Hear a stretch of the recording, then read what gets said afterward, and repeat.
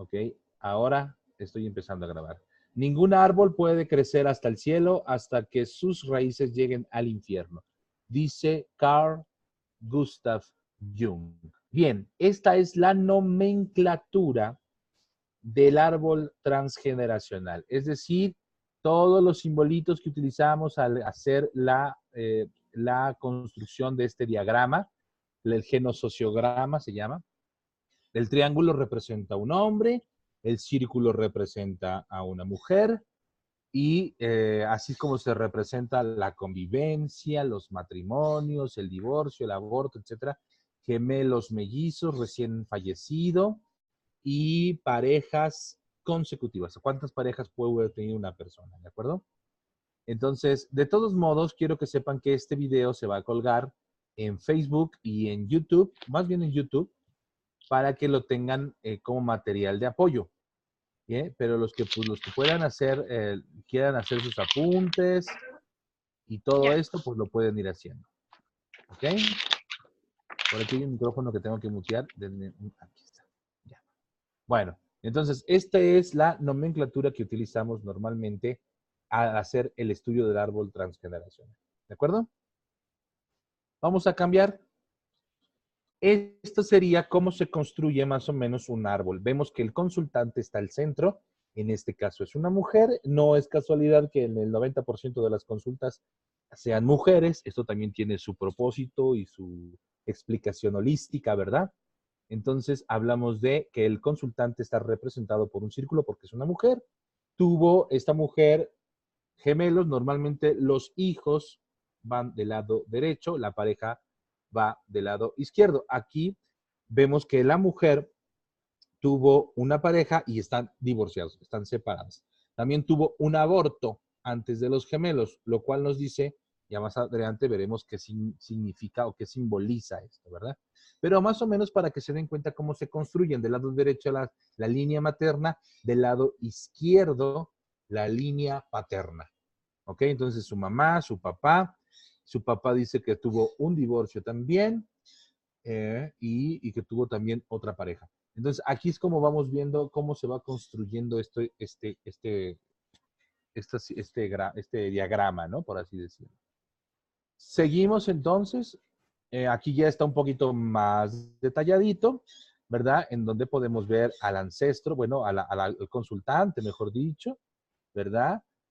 Con sus parejas, su línea paterna, su línea materna, sus hermanos, sus hermanastros, ya un poquito más complejo, más detallado. Pero básicamente quise poner estos dos ejemplos para que vean cómo luce un diagrama cuando estamos construyendo el árbol transgeneracional y cómo cada símbolo representa algo. ¿Ok? Bien. Seguimos entonces. Afinidades transgeneracionales. Bueno, primero, ¿qué es esto?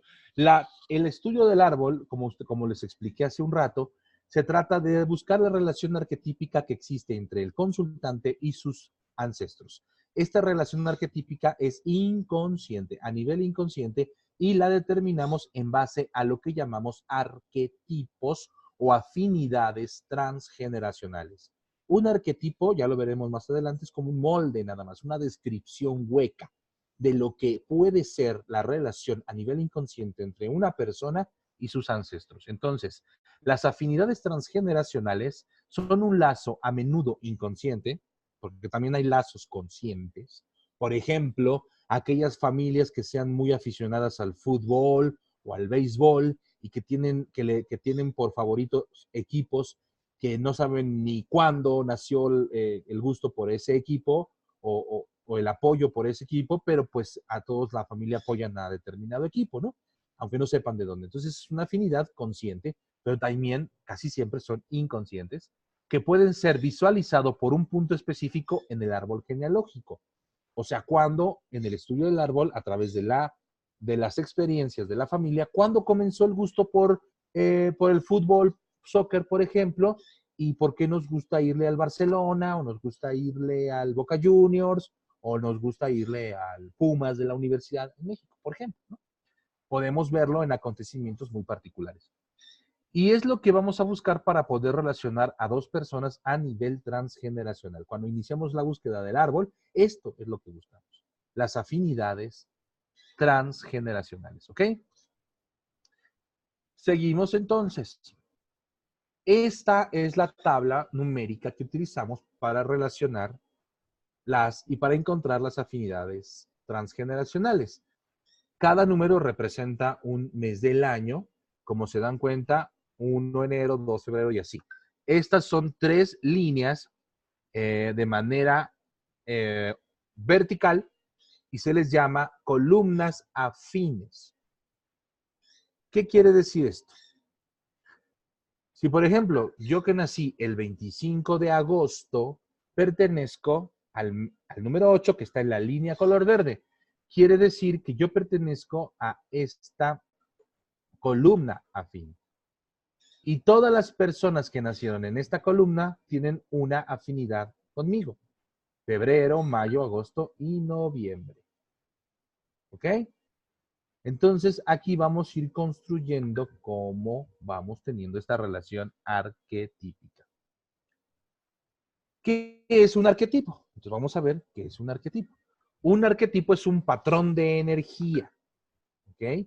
Es un molde que contiene forma, más no así contenido. El contenido se lo da la experiencia de cada quien. Esto es bien importante que lo tengamos muy en cuenta. Un arquetipo solamente es una descripción. No determina nada. Y esto es un error muy común en los árboles, porque siempre nos preguntan cosas. Oye, yo nací cuando se murió mi abuelita, ¿qué significa? Pues no significa nada, porque en biodescodificación y en el estudio del árbol no buscamos significados, buscamos propósitos. Y en el estudio del árbol buscamos arquetipos. Hay un arquetipo de una persona que nace cuando fallece otra persona, sí, pero el arquetipo solamente es una descripción. Lo que va a darle sentido al arquetipo, lo que va a validar al arquetipo, es la experiencia del consultante con ese ancestro. ¿Ok? A fin de diferenciar y no confundir qué es y qué no es un arquetipo, Jung deja claro que no se trata pues de representaciones heredadas. No heredamos las enfermedades. Heredamos los conflictos que no se pudieron gestionar y que pudieron dar paso a que se manifieste una enfermedad. Pues de representaciones heredadas, sino de posibilidades heredadas de representaciones. A esto me refiero. Si mi abuela murió de cáncer y yo soy doble de mi abuela, no significa que voy a heredar su cáncer. Para la ciencia médica es un factor de riesgo que tengas un antecedente familiar de cáncer. Pero para el transgeneracional, lo que tenemos que tomar en cuenta no es el síntoma, sino el conflicto que heredó y que se manifestó en el síntoma. Tampoco son herencias individuales, sino en lo esencial generales, lo que hablábamos del inconsciente colectivo, lo que nos hace pertenecer a una misma familia.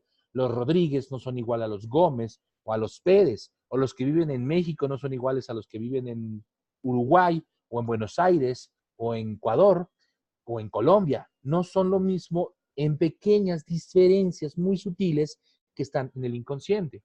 Todos somos seres humanos, todos somos latinoamericanos, todos compartimos ciertas conductas, pero cada región, cada familia, cada persona tiene rasgos muy particulares. ¿Ok?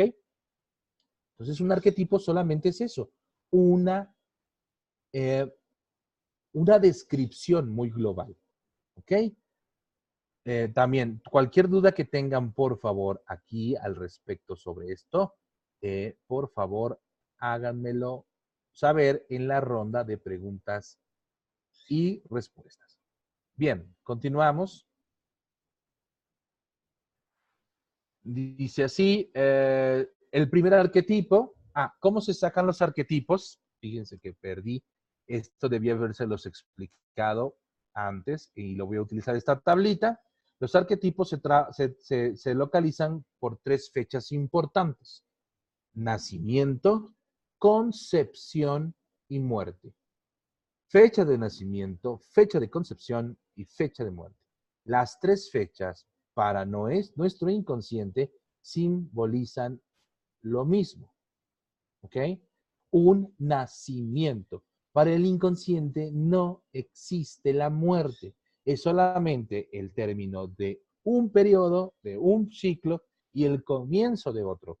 Por eso, cuando nos conciben, cuando el espermatozoide fecunda al óvulo, inicia un ciclo. Cuando salimos del vientre de nuestra madre, termina un ciclo y comienza otro ciclo. Y cuando morimos, termina un ciclo y comienza otro ciclo.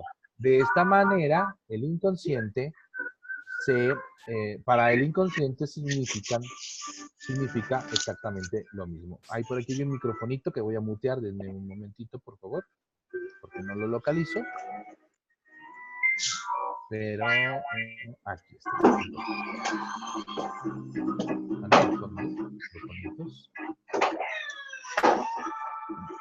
Aquí está, ya lo localicé. Bueno, entonces, nacimiento, defunción y muerte. Entonces, para el primer arquetipo que vamos a ver a continuación se llama el doble. Ese es el primer arquetipo, el fundamental, el básico, y de ahí se desprenden otros arquetipos más. El doble es cuando si yo que nací el 25 de agosto, cualquiera de mis ancestros nace o se es concebido o fallece en esa línea de agosto, es decir, en la línea de febrero, mayo, agosto o noviembre. ¿De acuerdo? Ahora bien, yo que nací el 25 de agosto, mi fecha de concepción está más o menos por el 25 de noviembre. Digo más o menos porque no es exacta, pero tenemos un rango de tolerancia de más o menos 10 días. Algunos autores hablan hasta de 15 días o más, pero eso nos lo da cuando hacemos el estudio global del árbol. Podemos, porque la fecha de concepción ronda entre los más o menos 10 o los más o menos 15 días, en mi caso 25 de agosto, 25 de noviembre, más o menos 10 días, ¿de acuerdo? O 15 días. Si yo, que nací el 25 de agosto, y mi fecha de concepción está más o menos 10 días en el 25 de noviembre, si yo me sumo 10 días a mi fecha de concepción, estaría en rango en la primera semana de diciembre, lo cual quiere decir que yo también tengo una relación arquetípica y inconsciente, no solo con las columnas de diciembre, es decir, con las personas que nacieron en febrero, mayo, agosto y noviembre, y en las personas que nacieron en marzo, junio, septiembre o diciembre.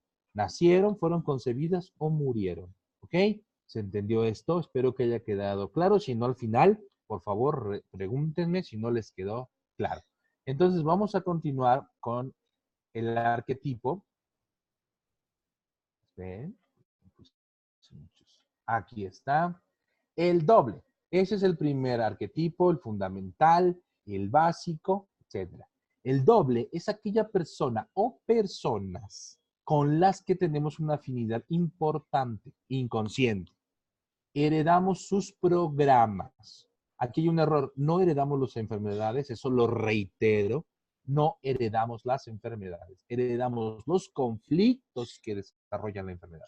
Desarrollamos sus creencias, conductas, valores, conflictos, etc. Es más, hay personas que dicen, es que eres una gota de agua con tu abuela, ¿no? Con tu abuelo. Son 2 gotas de agua. Hasta caminas del mismo modo, hasta hablas de la misma manera, mueve los brazos. Y muchas veces el abuelo ni siquiera lo conocimos o a la abuela ni siquiera la conocimos, ¿no? Entonces, eso se hereda también.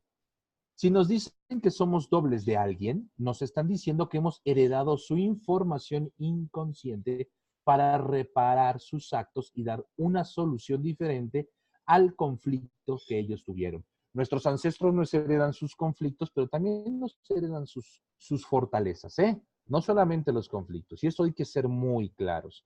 Pero en el estudio del árbol transgeneracional, cuando viene una persona a la consulta para solucionar una enfermedad o un conflicto vivencial, pues estamos buscando los conflictos que nos heredan los ancestros. Entonces nos heredan porque ellos no pudieron resolverlo y ha generado en su psique, en el inconsciente, un conflicto que se manifiesta por una enfermedad o por una situación que se vive que no me deja desarrollarme, ¿no? Pareja, sexualidad, dinero, trabajo, profesión, etcétera, o cualquier tipo de enfermedad. Se puede reparar o duplicar el programa viviendo el mismo conflicto o el contrario. Por ejemplo, personas que reparan su economía siendo, no teniendo dinero cuando tuvieron abuelos muy prósperos, ¿no? Por ejemplo. O que tienen relaciones muy complicadas, no tienen relaciones de pareja estables o sanas, ¿no? Están reparando. O, por ejemplo, cuando viven exactamente el mismo conflicto, mujeres que son divorciadas y que su madre fue divorciada y que su abuela fue divorciada, o mujeres que les fueron infieles y sus abuelas les fueron infieles y a sus madres les fueron infieles. Están repitiendo el mismo conflicto, ¿de acuerdo?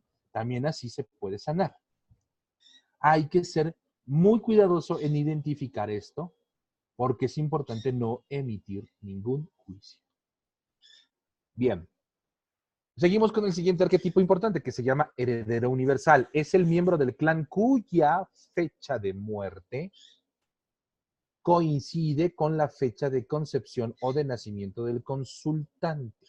Por ejemplo, en mi caso, 25 de agosto, alguien que haya muerto en agosto o que haya fallecido en agosto o en noviembre, o que haya fallecido en la primera semana de septiembre o en la primera semana de diciembre. Ese es mi caso, ¿ok? Ahí entonces podemos ver que soy heredero universal, pero el consultante ha conocido a este miembro, o sea, la muerte de mi ancestro ocurrió cuando yo ya había nacido. Al referirme que el consultante ha conocido al ancestro, no significa que hayan tenido una relación. Significa que yo a lo mejor nací yo y al mes falleció, o al año, o a los 4 años, o nunca lo vi en mi vida, pero falleció. Entonces, el mensaje es que el consultante es el preferido del difunto. Así hereda su cariño y sus programas. El heredero universal sigue su mismo camino o hace aquello que él no supo o no pudo hacer. Yo he tenido en consultas experiencias importantes. Por ejemplo, una persona me refirió un día que él no conoció nunca jamás a su abuela, solamente la vio una vez. La abuela, haciendo el estudio del transgeneracional, era su heredera universal. Y me dijo que nunca la vio más que una vez, cuando ella tenía aproximadamente 10 años. Pero que ese encuentro la marcó porque fue de un cariño. O sea, dice que ella se pudo reconocer en la abuela, que jamás había experimentado un afecto por una persona que jamás había visto en su vida y que jamás volvió a ver hasta que le avisaron a su padre que había muerto. El padre y la abuela habían roto relaciones y el padre decidió llevarse a su familia a otro lugar y nunca más tener contacto con ella. Ese día que tuvieron la fortuna de encontrarse, hubo una evento familiar, coincidieron, o sea, no había manera de evadirlo porque era un compromiso importante, coincidieron mamá e hijo, y el hijo le presenta a su familia y la hija, que era mi consultante, la nieta de esa señora, queda prendada. No se podía explicar. Cuando se dejan de ver, el padre es muy tajante, le dice que no quiere saber nada de la abuela y se rompen relaciones. Hasta que fallece y le avisan y pues van al funeral, ¿no? Entonces, de ese tipo de experiencias podemos encontrar cómo las afinidades arquetípicas, cómo la información puede crear vínculos muy poderosos.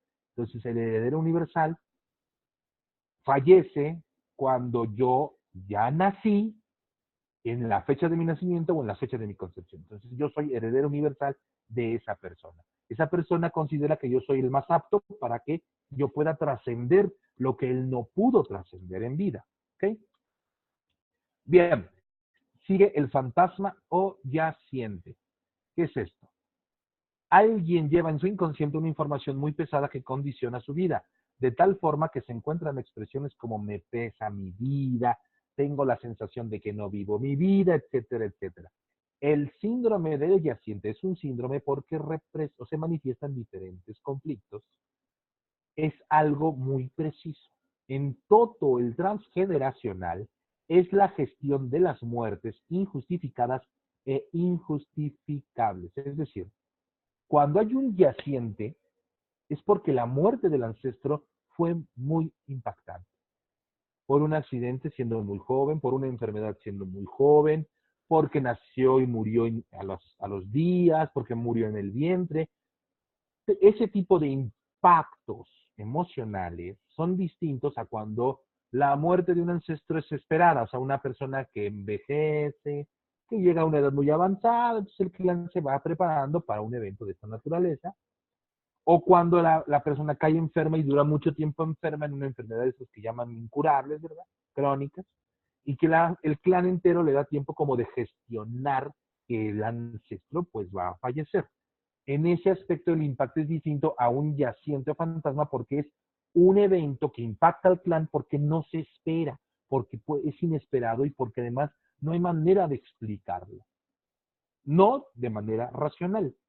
¿De acuerdo? Entonces se convierte en un yaciente, en un fantasma, si no se gestiona correctamente.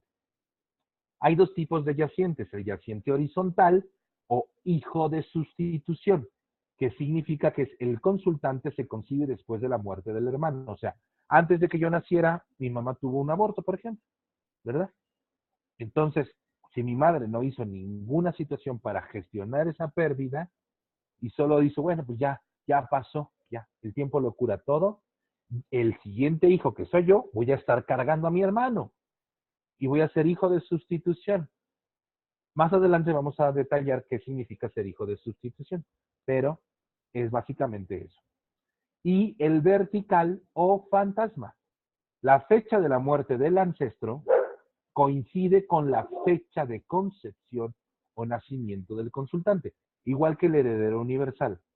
Pero, hay que buscarlo siempre en la tercera generación o cuarta, y aquí el consultante nació ya cuando el ancestro muere, a diferencia del heredero universal, que el ancestro muere estando yo vivo. Yo nazco y luego muere el ancestro. En el yaciente, el ancestro muere primero y luego yo nazco. Sí se comprendió la diferencia entre heredero universal y fantasma. Y el fantasma casi siempre está ubicado en la tercera generación, es decir, los abuelos para arriba. ¿Ok? Ahí es donde tenemos que encontrar. Entonces cumplen con diferentes características cada uno, pero siempre son impactantes las muertes, no se esperan, se gestionan mal. ¿Ok?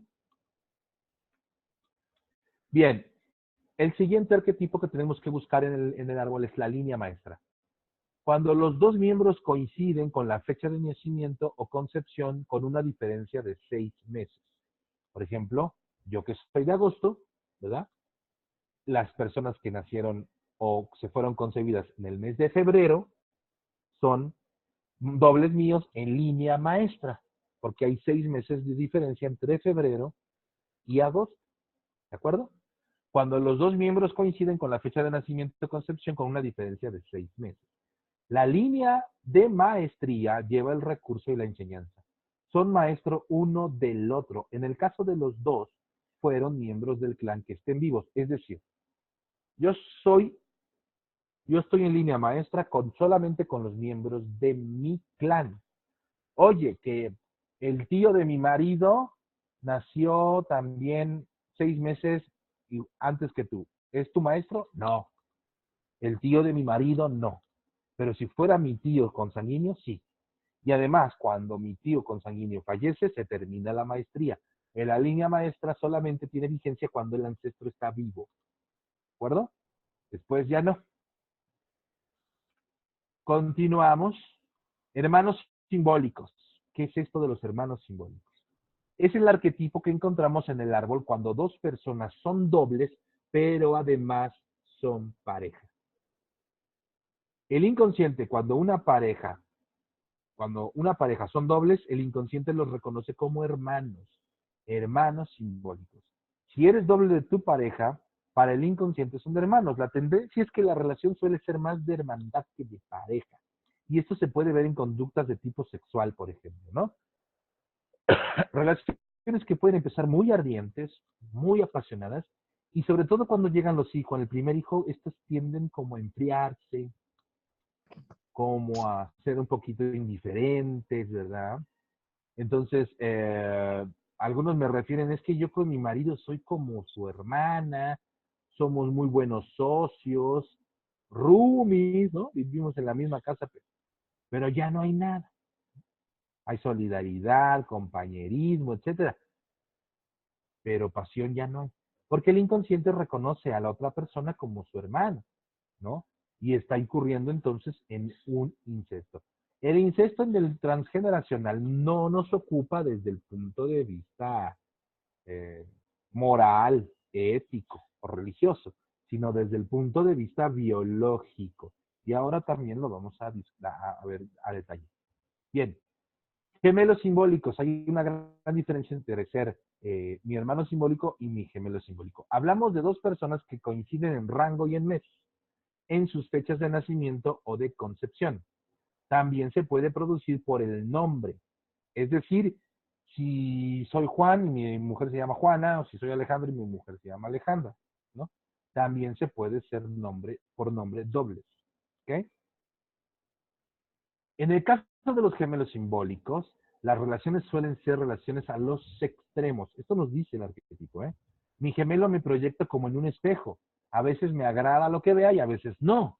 A veces lo rechazo y a veces lo atraigo, pero siempre en los extremos amor y odio. Cuando una relación se puede caracterizar porque hay veces que, híjole, ¿cómo quiero este hombre o esta mujer y quiero estar con ella todo el tiempo? Pero a los 2 días, híjole, no quiero verla, ni quiero que me toque, ni quiero, sáquese de aquí, ¿no? Entonces estamos hablando de una relación a los extremos.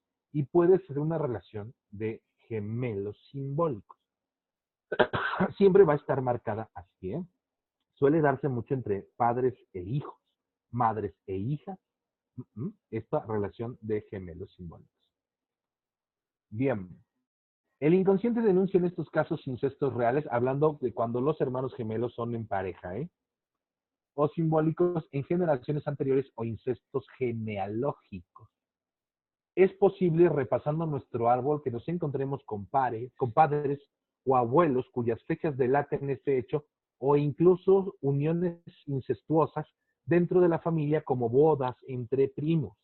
También es común que se geste esto, ¿eh? Las bodas entre primos, sobre todo en comunidades muy alejadas de ciudades grandes, ¿no? Porque son rancherías o son poblaciones muy pequeñitas, ¿no? También se puede dar el caso de abusos incestuosos en la familia, aspecto que normalmente queda oculto en las generaciones posteriores tras un muro de silencio. Cuando en las familias se reconocen estos abusos, lo más común es que se callen todos. Razón por la cual el inconsciente lo expresa en este tipo de relaciones de sus descendientes. Es decir, podemos encontrar en la genealogía abuelas que sufrieron abusos de sus propios padres o de sus hermanos y que generaciones después sus nietas se relacionan con incestos simbólicos, con sus hermanos simbólicos. Bien, el síndrome del aniversario, que más o menos les platiqué de él, de esta mujer, Angeline, dice, puede ser aquellas fechas de acontecimientos importantes para el inconsciente colectivo de la familia o repiten a través de distintas generaciones. O también cuando la edad hace de disparador. Ya habíamos hablado de esto un poco, cuando llegando a cierta edad o cuando llegan ciertas situaciones muy repetitivas en los clanes, se repiten eventos, ¿no? Bien, el síndrome de Edipo, que todo el mundo creo que ya lo conoce, esto se da cuando las fechas de un hijo varón coinciden con las de su mamá, bien de nacimiento o de concepción. ¿Ok? Este síndrome de Edipo es el generador de la famosísima mamitis y de la famosísima hijitis, ¿verdad? Vínculos muy poderosos hijo-mamá, porque la historia nos habla de Edipo se enamora de su madre y le saca los ojos y mata a su padre.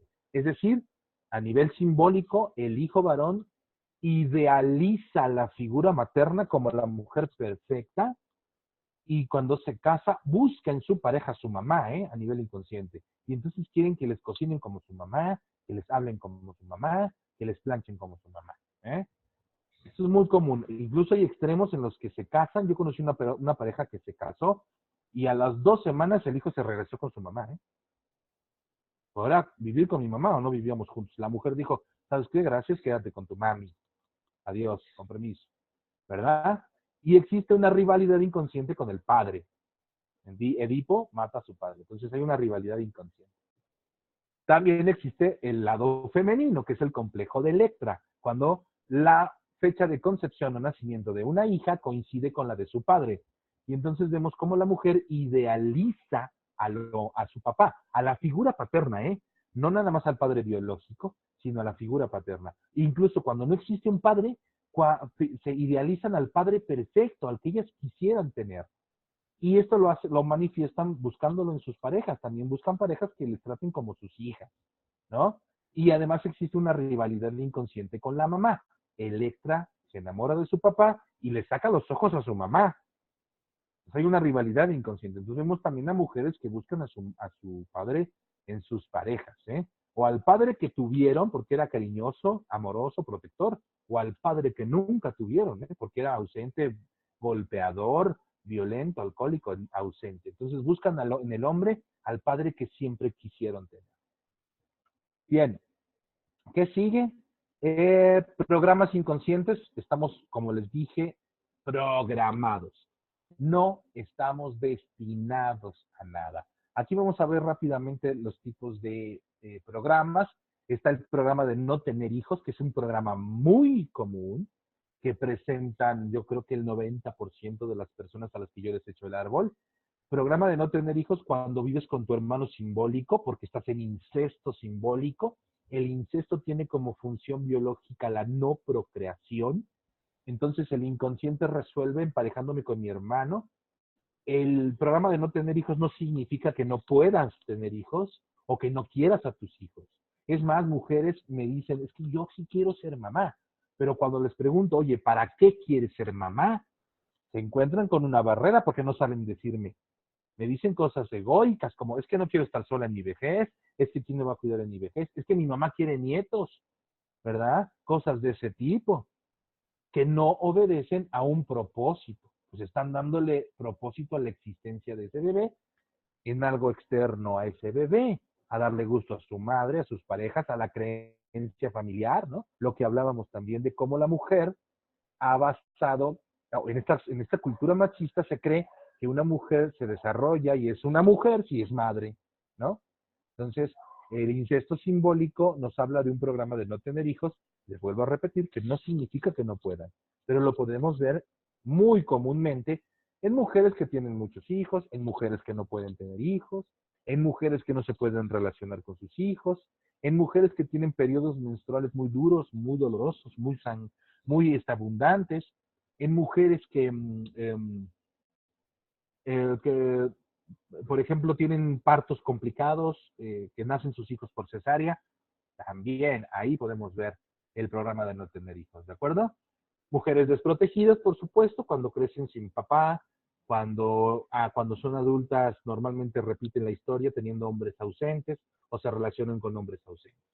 Y los desheredados, que impactan directamente en la economía, hijos fuera del matrimonio, padres que no reconocen a sus hijos, padres que quisieran que sus hijos fueran niños y nacieron niñas, ¿verdad? Esos son los desheredados e impactan directamente en la economía. Bien, ya casi llegamos al final. El proyecto sentido, que es también parte del transgeneracional, es el deseo o sueño aún no materializado, una planificación y una serie de actividades para alcanzar un objetivo. El inconsciente de la familia ya tiene un plan para mí. Estoy aquí por algo importante, mi clan decide mi destino, etc. ¿Les acuerdan que les dije del hijo de sustitución? Cuando una mujer se embaraza, se generan expectativas, tanto de los padres como de la familia entera. Esas expectativas, si por alguna razón ese bebé no nace, se le pasan al bebé que sigue.